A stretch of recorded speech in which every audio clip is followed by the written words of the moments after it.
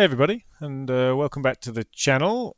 Tonight we have race 3 of rookies. We are at Tsukuba, if that's how you pronounce it properly, tonight. So we're going to do something different tonight, actually. One of the things that I never did when I went through rookies the first time was follow the often referred to advice online of starting from the pits. Now, Tsukuba is a track that I know pretty well, actually.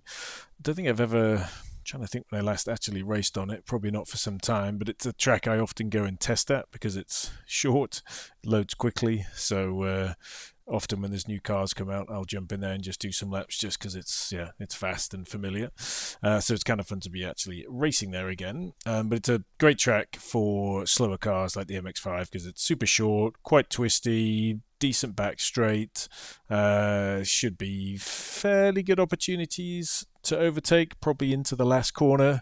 Probably have to send it a bit in there. She need a good run, or maybe even into T1 actually, kind of a longish right-hander, and then into the hairpin just before the back straight. So what I wanted to do tonight is to start from the pit lane.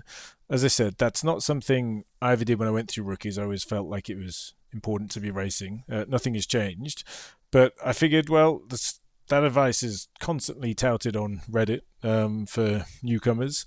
Protect your safety rating, start from the pit lane, see all the carnage unfold in front of you, get a feel for how the racing's going, etc., etc. I don't know if I subscribe to that, but let's have a go from the pit lane tonight. So we won't quali, or if we do quali, we'll just potter around. But I don't think I'll. No, actually, to start from the pit lane, I'll need to not quali at all. So I won't start. I won't quali, sorry.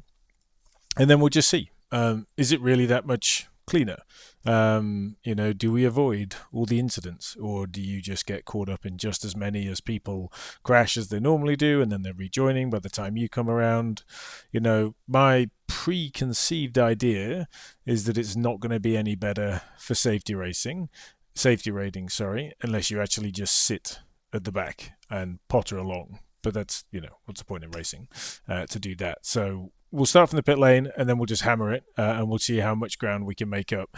If week one was anything to go by, where we got kind of nerfed on the, halfway around the first lap, still managed to get back to fourth, I think. I don't think I got onto the podium. Obviously I'm not technically a rookie really, so, my pace should be decent. But it should give us an opportunity to come through the field, see if it really is that much cleaner starting from the pit lane, or just see if it's just as mad as normal. So I'm going to load into the race session, which we should be able to register for. Looking good. And thank you to those of you again who catch the highlights on YouTube. That's certainly where we're getting the most views at the moment, which is kind of as expected. But I will be kind of persevering on Twitch because my current plan, I think, is when the endurance season rolls around at the beginning of next year, Daytona, etc. I think I will do the streaming on Twitch for those. Normally I would do it from YouTube, but I think I might try and have Twitch as my sort of permanent streaming channel. And even if viewership is low, I will go back and kind of use the Twitch stream and able to cut highlights for YouTube. I feel like that's maybe a better way to do it. YouTube streaming is fine, but now I've got used to Twitch, it does actually seem maybe to be a little bit easier, work a little bit better, and I can always be saving the recording at the same time as streaming, which is how I generate the YouTube highlights. So anyway, that's probably what we're gonna do when we get into the endurance season. But let's get loaded into this session. Now, I was invited to participate in the Nürburgring Endurance Championship, the final round of that, which is in a couple of weeks. I'm trying to remember actually when it is. So on the 26th of October. So, assuming we don't have a disaster tonight, we will probably get out of rookies, and then we'll have a bit more flexibility as to the cars we race, and we'll kind of see what we do next. I might continue the Wednesday in rookies and just switch over to oval and do rookies for oval. That'll be fun. I've never done rookies for either of the dirt series, so that's another. Or potentially could do rookies for Formula cars. So we'll see. I'm not sure yet, but there will always be a live stream of racing on Wednesday night. We'll just see where we go to next. But that endurance championship race, that'll be 4 hours on the 26th on the Saturday, I think is when we will run.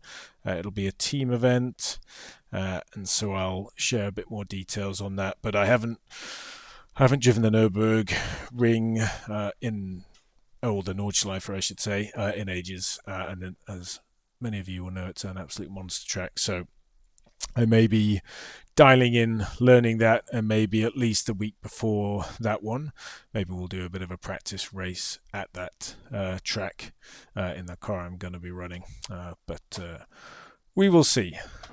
All right, I'm going to jump back out. Actually, another thing I didn't talk about last week, so I might just bring up a little bit from a rookie's perspective, is driver aids. Let's just kill the background noise here. Yeah, if we have a look at the driver aids, it's another thing I see discussed in Reddit a little bit around, okay, well, what driving aids should you use? Do they slow you down? What's the right thing to do? Last week, we talked a little bit about driving line. And yeah, my perspective there is good at the beginning, don't have it on too long, doesn't really teach you much more than a rough guide around the track. And once you've got a good feel for it, just hit the laps in test session. Once you're comfortable enough, get into a open practice with some of the cars. So pretty simple. But the rest of these driver aids are interesting to look at. So I always have anti-stall clutch on. I do have my buttons mapped in order to the ignition and the starter for the engine. Useful if you have spare buttons to do that, just always a backup. But of course you can put auto engine start on, no big deal. Super useful if you don't have enough buttons to use on your steering wheel. But yes, anti-stall clutch, I would always have that on, to be honest. You can see you can go all the way through to auto clutch, auto blip, auto shift. I'm led to believe that the auto blip, auto shift are probably not going to shift as quickly as you can, so think of that as incurring potentially a minor penalty in terms of the speed of the shifts. So unless you really feel like you need to, I would always just go with anti-stall clutch and leave it at that. And if you feel like you need to have auto shift on, then just means more practice. Now for the rest of these, as I said, we talked driving line, pit exit line. I mean, can be useful potentially just as you come out of the pits. I don't think I've ever used that, to be honest, so I guess I didn't feel the need for it. Usually coming out of the pits, you can see here it's pretty well marked with a solid white line, which we can see. It's difficult, you can't see my mouse here, but there's solid white line and then followed by a dotted white line. You can see just poking out to the right of the dialog box, but it's always pretty well marked. The thing you've got to be really careful of when you come out of the pits is to not cross that line whilst it's solid. Otherwise, you will get an immediate drive-through penalty, I think, which has happened to me more than once. And the same for turning off your pit speed limiter. Just make sure you are past that cone before you do so. The game's pretty sensitive. You're better off giving yourself a margin of a few meters and just banging it, right as you think you're past. Brake assistance, throttle assistance, useful-ish when you're learning the sim for the very first time if you don't have broader experience in using other sims. Sure, why not, just to get a feel for how that works. But to be honest, brake and throttle control are probably, obviously alongside steering, two of the most important things to get used to, especially brake control, getting used to modulate it, hard initially, coming off slowly, using the brake and the throttle to sort of help with the rotation of the car in corners. So you don't really want to have brake assistance, throttle assistance on for much more than your first couple of runs, just to maybe get a feel for how the brake pressure can be applied. So I drive with those off pretty quickly, to be honest, as soon as you feel comfortable. Auto tear off, auto wipers. I like to have that under my own control just because I have buttons for them on the wheel. But of course, A, if you don't have buttons, or B, if you just don't have to worry about that, then great, you know, just to let the sim take care of that for you. Auto pit speed limiter, I've never used this, so my guess is that's going to hit the pit speed limiter. You know, let's try that. I don't know how that works exactly. I don't know whether that happens as you... Does it slow you down? Or does it just apply it once you're in the pit lane? So we're in a practice, so we won't get a penalty here. But what I'll do with this on is I'll just drive full beans into the pit lane and see if it's going to slow us down, or if it'll just apply the pit speed limiters across the line, and then of course we would incur a penalty because we'll be speeding at that point.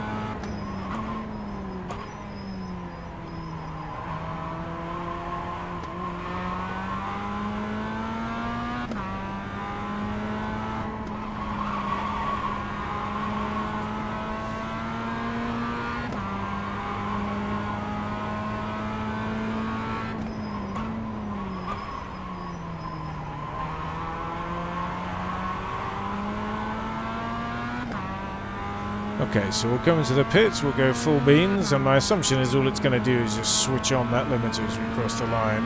Not help us brake, but I do want to test that out because I have never used it.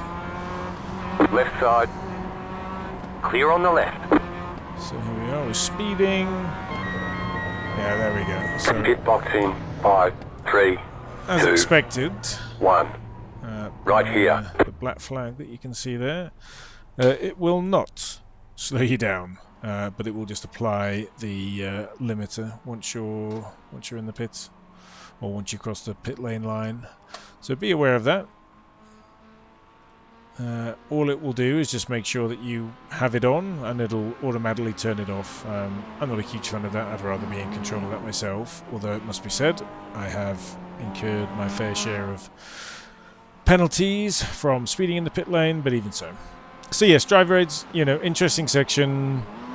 Most of the time you're going to want these off unless you're very new to the sim. And then the only one that you might have hang around for a little bit longer would be the driving line. But again, it's not going to teach you racing. It's not going to teach you the different lines into corners. You're going to want to be out on track with other cars to really get a good feel for that. And then these ones on the left, I would say it's just, you know, personal preference. You know, if you don't have sufficient buttons on your wheel, then these bottom three are going to be great because you don't have to worry about them. And then that auto pit speed limiter. We're done. Get going. I would always recommend that you, if you can, if you've got enough buttons, to just use, you know, set that yourself, because, you know, if you practice hard for a track where you know you're going to have to make a pit stop, you can easily make some gains just by working out the right place to brake in order to get the speed down just in time, and then you can hit the limiter. But, you know, if you're like me and you do occasionally forget, you know, it's not a bad fail-safe to have kind of in the background. So the other video that I'm working on at the moment is kind of like a rig hardware guide setup. I don't know exactly what I'll call it yet, but just some of the things I've learned from building the rig hardware itself, you know, the frame, seating position, cable management, etc. So I've kind of sort of got the outline sorted, and I'm going to hopefully get that get the videoing, or get the video shot of that over the next 2 or 3 days, but it'll depend a little bit on evening commitments. But yeah, I'm hoping that'll be a good follow-up to the graphics optimization video, which did seem to be quite popular, which is pretty cool. Okay, so it's asking us to grid. I've no idea if that will actually put us on the grid or put us in the pits, but I guess we will find out. So it does put us on the grid. There we go. So it's not, I guess, not truly starting from the pit lane. We've put in plenty of fuel to finish the race.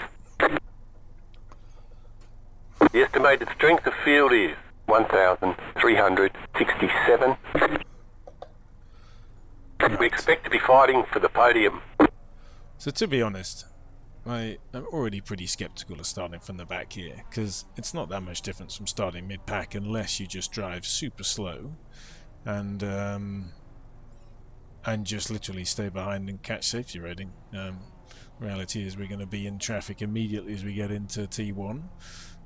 We'll be hustling, and if anything, you know, when you're starting further back, it's probably more difficult. So, yeah, not sure about that logic, but we will give it a go. Let's see, can we get on the podium? Got to be at least half a chance here. And we better make up some ground, because our iRating is going to take a beating if we can't.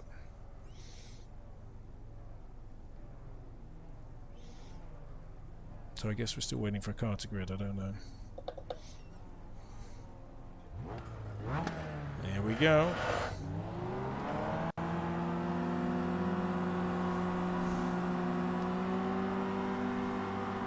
Green, green, green. I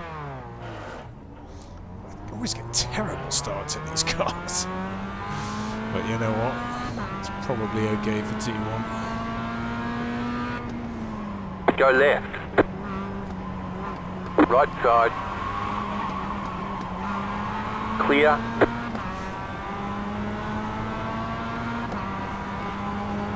Car right. Keep to the left. Clear on the right. Go right. Left side. Clear on the left. Yeah, so I don't know if starting from the back is all that advantageous, having seen a couple of wrecks already come by us.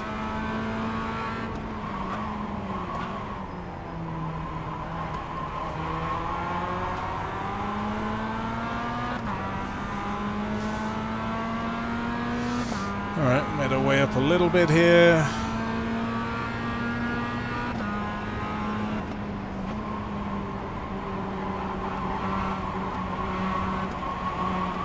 Left side. Keep to the right. 14, even. Still there. Clear. Okay, we're up to 6th, good start. I can see the podiums, but I keep hustling for it now. Do a little bit of blocking here, don't want to get caught up in the battle with this guy behind me. Looks like he's got some pace, which is cool.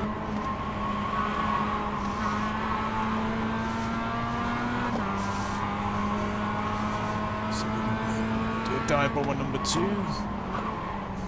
Not quite. Right side. Should have done my own corner Keep there. to the left. Absolute Clear on the disaster. right. Assuming I'm clear.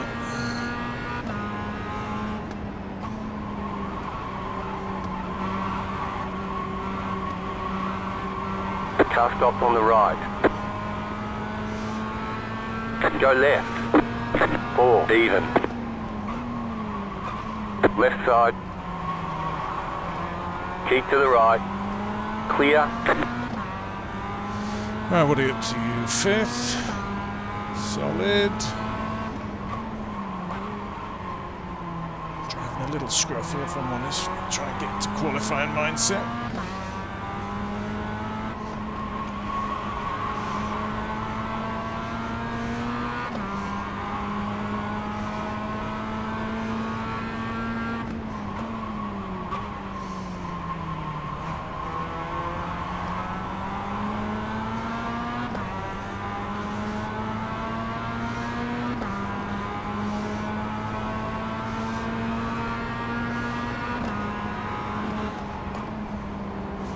So we can put this guy on a bit of pressure. Let's get my shit off the bed line here.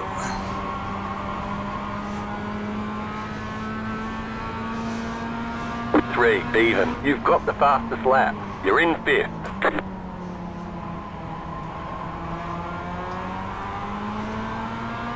Need a good exit somewhere to get past this guy, I think. Right side. Well, that was a bit dirty. Still there. So we'll probably try and let him go there. Got a 0 for that. So Clear. We'll take that. And as we're there now.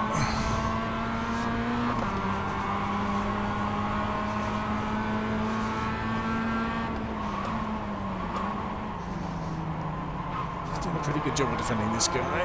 So I'm going to have to work a little bit harder. Just cruising through, thinking it'd be easy. I need to get focused a little bit on where to overtake Keegan.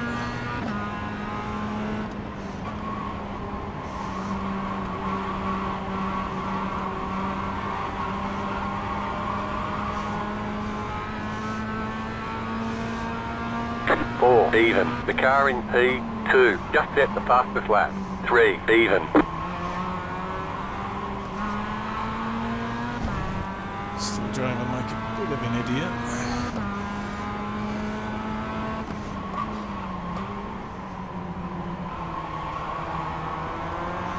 And Keegan is being held up by the car ahead. A bit of a traffic jam going on here.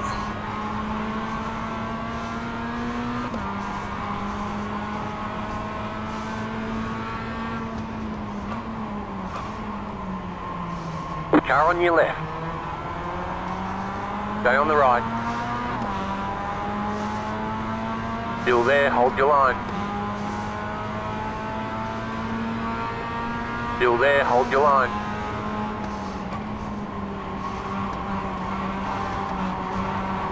Still there, hold your line.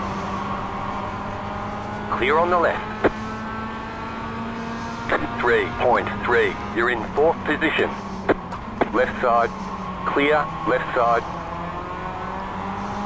Still there. Still there. Stay on the right. Clear on the left. Right side, car right, 2 wide. Car on your left, clear.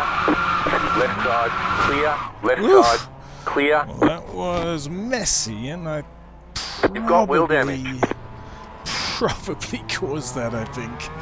We got damage on the front end. Kind of keep my foot in through that, which was probably bad driving. That'll be a good one for the replay. I think it was a bit of like send it and hope a little bit through there. And well, we won't be getting out of rookies today. What are we at? Only a 4x. It's actually not that bad.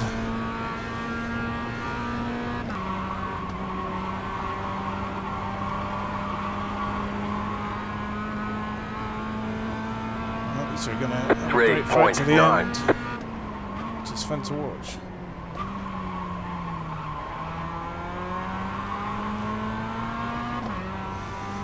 Yeah, Danny's made it. Nice work.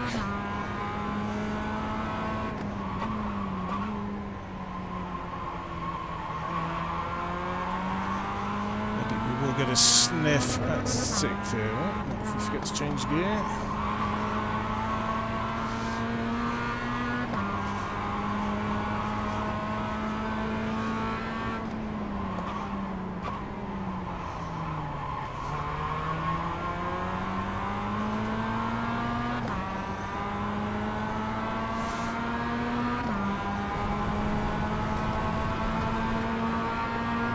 Car right. Keep to the left. Clear. Left side. Car stops on the right. Still there, hold your line. Well, that was a pretty nice overtake at the end there. Alright, there's the checkered flag. Woo! Alright, well we made one place Great up. job, you did really well. Actually recovered the iRating, we'll take that. But we did do some, I think, dodgy driving. Just going to do this in-lap here to grab a bit more safety rating. A bit of a nightmare on that front. Let's take a look. Don't think we'll look at the start of the race. Wasn't particularly exciting, just a few incidents. But what we will do is take a look at, where was the disaster lap? The 113. Here we go. Well, yeah, I was pretty racy right from the off. So let's have a look here.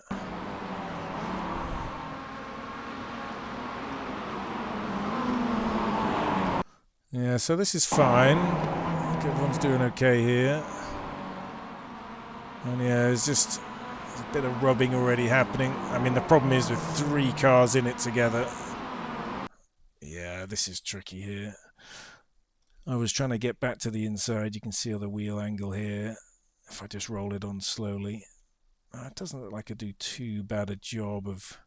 Or do I tag him? I don't know, actually. Yeah, maybe. Yeah, there's a tag there as I'm coming across. Well, you know, it's tight racing. I'm on the brakes. So that tag there obviously isn't helpful. I'll be honest, at this point I thought I was probably home dry because I did not think, and I just cut too much. Should have left more room. Yeah, that's on me actually. But where do we get tagged later on? Because here we're still good. We're still good. Still good. Oh, he's just gonna get right in there. Oh, now let's see. What do I think about that? Well, I mean, I could have left more room, but I'll be honest, it could have been more on the curb. There's a huge amount of space to use there. There's the green bit as well. If we go inside with Keegan, let's have a look. Yeah, I mean, I don't know that I love that. Because to be honest, I felt like I'm ahead. That's the reality. Yeah, racing incident. I could have left a bit more room. He's probably got his argument would be, well, I'm kind of like full lock here trying to get round, which is fair enough. Yeah, should have left more room. Because look at that, we were home dry, and I think Keegan and I would have had a good rest of the race actually. And then obviously that was an absolute disaster at that point. Nice little bang for good measure.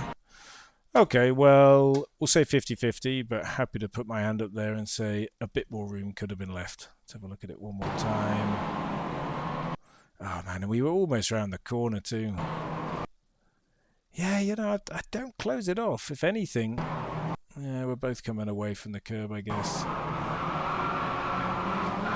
Well, Keegan got off with that one, so good for him. Luck of the draw. Okay, let's have a look at the last lap. I mean, this is good. We're a long way behind here. Obviously, I hope that these two are fighting. Let's go on board with them, actually. So they basically got in each other's way. And I think this is where Bill was braking super early. He's on the brakes about here, so you can see. So it's super easy for us to close up behind him now.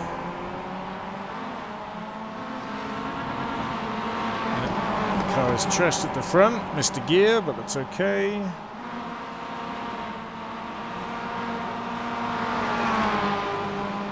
And then here, yeah, I was trying to do a bit of a, I don't know if it's, you don't really call it switcheroo, but I was trying to go in wide, come underneath him. And it wasn't bad, and it was enough just to give me a run. I did think Bill was a bit cheeky because he kind of put us on the grass. I was trying to come by. I fancied it initially and then just decided, well, we have to do outside. But then he goes in a touch deep and then we're on the gas just a little bit early enough. Now, did we get the position actually? Oof. I assume we got it, but that must have been quite close actually. Oh, yeah. Closer than I thought. Let's go on board with Bill. See how that was for him coming down the back straight. Here we go. So he knows I'm coming, so he's blocking. Totally fair. And then, yeah, he doesn't really do anything wrong. He's a bit understeery going in. Just allows me to get up the inside here.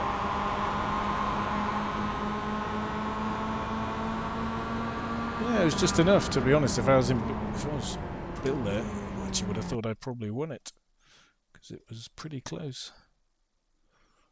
When I was in the car, I thought I'd won it by a bit of a distance, but a lot closer than I thought. Let's have a look again here. Yeah, not bad this one.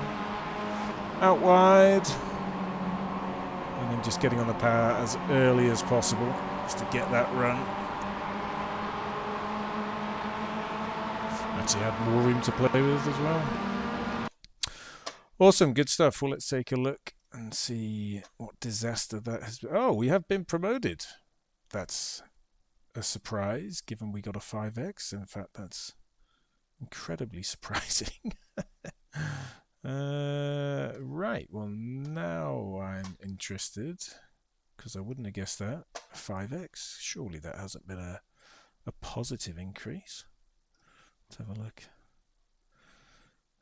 Started 12th, finished 6th. Lovely. 5x. How on earth did the safety rating go up there? I mean, I know it's a little generous at the lower levels, but I'm amazed to get promoted on a 5x. I suppose short track, lots of corners. That probably plays in my favour there. Okay, let's see how fast these guys were at the front. 103 flat. Yeah, we could have been challenging them. That would have been fun. Oh, Keegan ended up on the podium, so that would have been ours had he not taken us out. Or we'll call it a racing incident. And his fastest lap was a 103.8, but he was in traffic the whole way, so I think that's probably why. Managed to get past Bill, which was very close, but that was kind of fun. And we were never going to catch up Danny.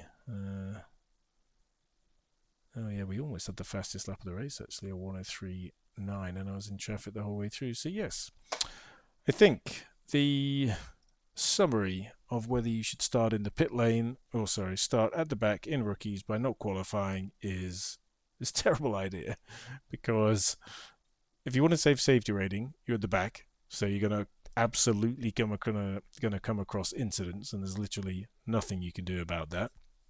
You tend to be on shorter tracks in rookies with more corners, so you're going to be right in the mix. So no, not a huge fan of that. It also means getting into turn one, you got to be really careful, because you're going to have to brake a lot earlier. The car's ahead of you, and then when you're coming through the field, like, it is fun because you're faster than a lot of them, assuming you're in a split where you would typically have qualified, mid or towards the front. So it's kind of cool, but as we saw, it's super easy to get into an accident if you're coming through the field and you're going quite a bit faster, and you get held up a little bit, you get greedy, as I probably did a little bit. So yeah, I think if you're in rookies, I would not recommend starting at the back. If you're uncomfortable with racing in a group, just get into open practice, do more racing, or more practice, but sort of, I guess, pretend racing with those that are around you. That's the best way to do it. If it's the track that's a problem, sure, get into solo test sessions and just get that consistency by just lapping around. But I've said this in the last couple of weeks, don't spend too long in solo test sessions, get into open practices at a minimum. And then, to be honest, just don't be scared to race, and definitely qualify. Get on the grid where you should be. I quite enjoy the pressure of qualifying. I used to hate it because, you only get a couple of laps and it's a bit nerve-wracking, but that's awesome. It's what racing is all about. If you have a good quality, you're going to be around people of your level, so that's good. So it should be a fairly stable race, and you can really test yourself to see whether you can get forward. And if you have a bad lap, well, not the end of the world. Others would have too, so you'll be a bit further back, and then you get the opportunity to move through. But by artificially putting yourself at the back of the grid just to catch safety rating, the only way that would have helped us would have been if we weren't looking to make many overtakes, but then you're just sacrificing iRating, and that's just kind of pointless in my view. So, if we compare the last couple of weeks, I think we got a 2x or a 3x on the first week, similar last week, and then today we had a 5x and a pretty big shunt, which I would pretty much blame on starting from the back and trying to hustle all the way through. So that would be my verdict on that one. Thank you for tuning in. As I said, I'm hoping to get the next kind of feature-length iRacing guide, or this will be more of a sim rig guide, out this weekend, but no promises, because it's probably going to be another long one. It might just take me a few extra days to get it done, and if so, I will just push that out to the following Sunday and try and keep on that kind of Sunday schedule. But thank you for tuning in on Twitch. Thank you for catching up with the highlights if you've seen this on YouTube, and we'll be back next Wednesday, and we're out of rookies. So who knows? I'll have a think about what to do. We'll either jump into another rookie session like Oval or Formula, which could be interesting, or we will have a play around in D-Class. And if it hasn't changed, I think you can run the Ferrari GT3s in D-Class. So that might be what we take a look at as well if we take a break from rookies for a couple of weeks. Okay, thanks for tuning in, and I will catch you next week.